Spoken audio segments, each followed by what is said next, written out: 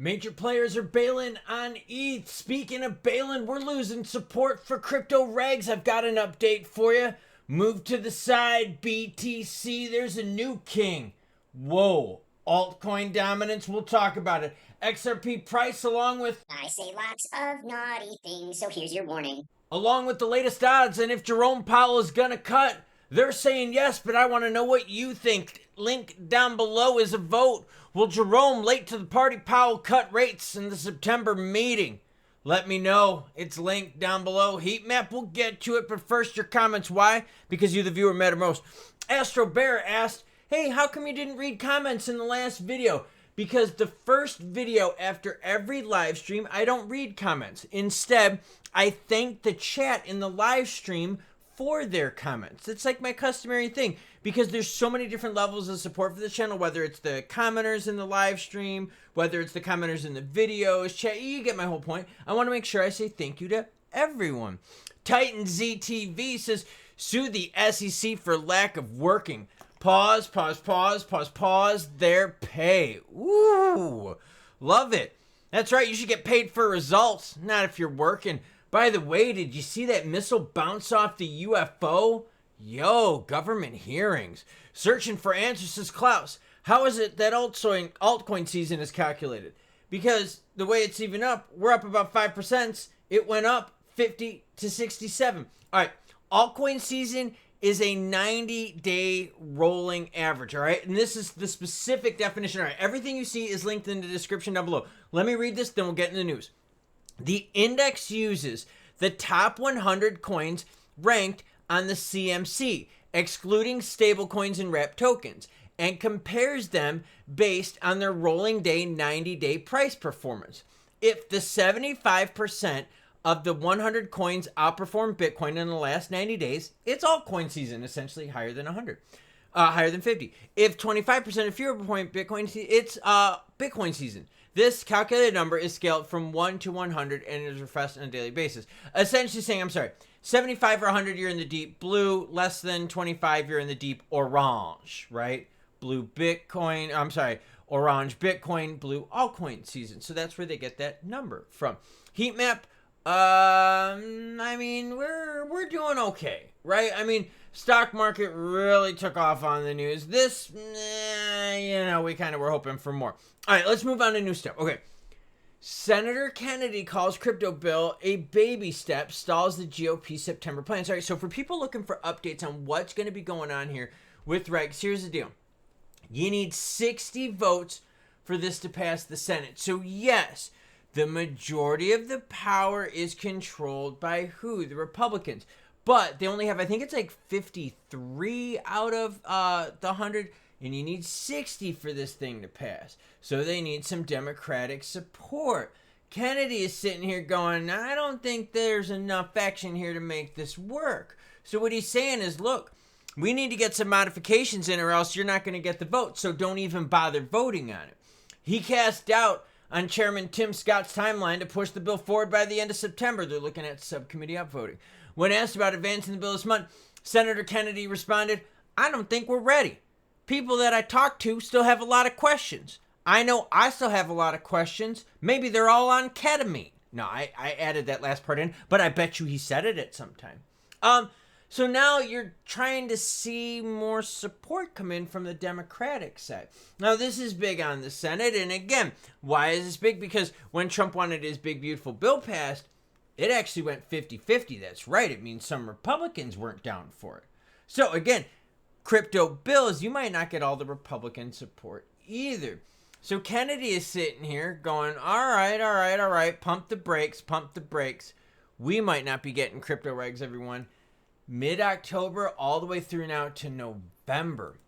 All right, let's talk about big players pulling out and leaving ETH. Now, what have we talked about a lot on this channel? Well, ETH gets up there in price. What happens?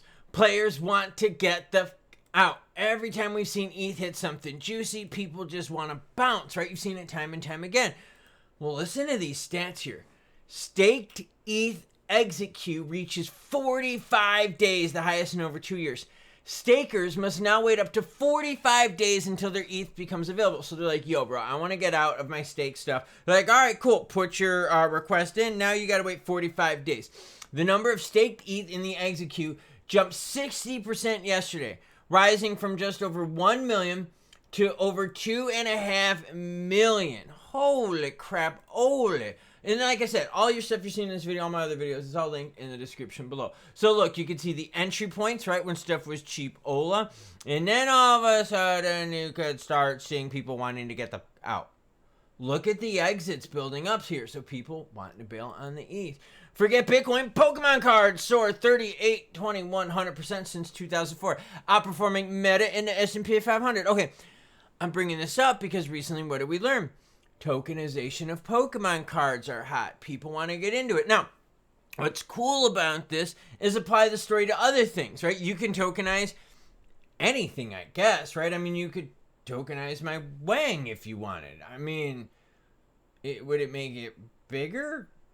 Like, could you do cool stuff with it? I don't know. Okay, wait, let's not get distracted here. But, I mean, think about it. Think of other hot industries out there. You could tokenize it, and players can make money off of it. So in this instance, Pokemon cards, yes, I'm a fan. Make fun of me all you want. I'll take it. Pokemon cards are booming. Players want to tokenize it. They want to get in on this action. So these people here now started tokenizing Pokemon cards, and all of a sudden are making shit tons of money. Courtyard emerged as a marketplace for Pokemon cards and other collectibles on an Ethereum scaling network, Polygon, in 2021.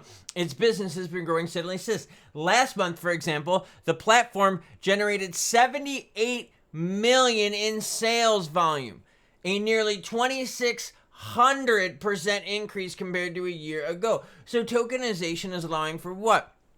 More players to get into the stuff because maybe they don't have access to it, and more players to make some money on it, and for crypto, for blockchain to tap into what? Hot ecosystems. So crypto now not only seems to be an ecosystem that's hot, but it seems to be what? A gateway or a launch pad for other ecosystems that are hot as well.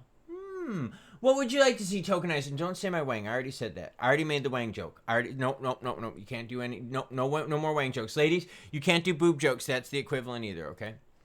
Right now, volume for the crypto market, $151 billion. Altcoin season, 63 out of 100. So 63 cryptos right now are performing better than BTC over the last, 90 days, right? 90-day average. Right now, BTC over the last 90 days up 8.9%. XRP right here. Where's XRP? I just freaking saw it and now I didn't see it. I just saw here you go. XRP up 40%, right? So totally beating the doors off of BTC. Who's the biggest loser of the last 90 days? Picoin down 40%. So that's where you get altcoin season or not. When you start getting big majority of the players beating BTC over the last 90 days, excluding stablecoins and wrapped autumns. Ethereum pumps and dumps. Yeah, we've talked about it, girlfriend. XRP price, look, $3. We're back at it.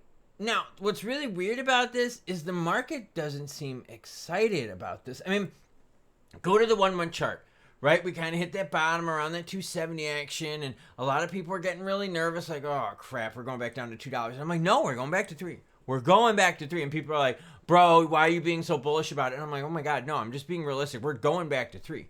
This was just some short-term negativity, players doing what they do. We're getting back into it, and here we are. The only thing is, though, is the volume is kind of 4.86 billion. I know. It's better than where it was pre-November election, but it's not hot and spicy, okay? And what you're seeing right now is the crypto market is really sitting on the sideline waiting for a bigger direction. What are we getting with rates? What are we getting with regs? Yeah, and right now you're seeing the volume do that. Overall volume in the market, like I said, $151 billion. That's not that spicy. That's not that spicy at all. We've been seeing way bigger days here, volume-wise. You know, and especially when I zoom out here, you've seen some bigger juiceronis. You saw some really big juiceronis in late July. Yeah, we saw some juice. Now we're kind of getting calm. Not calm like springtime calm, like March, April, when price action really sucked and market cap was really falling down.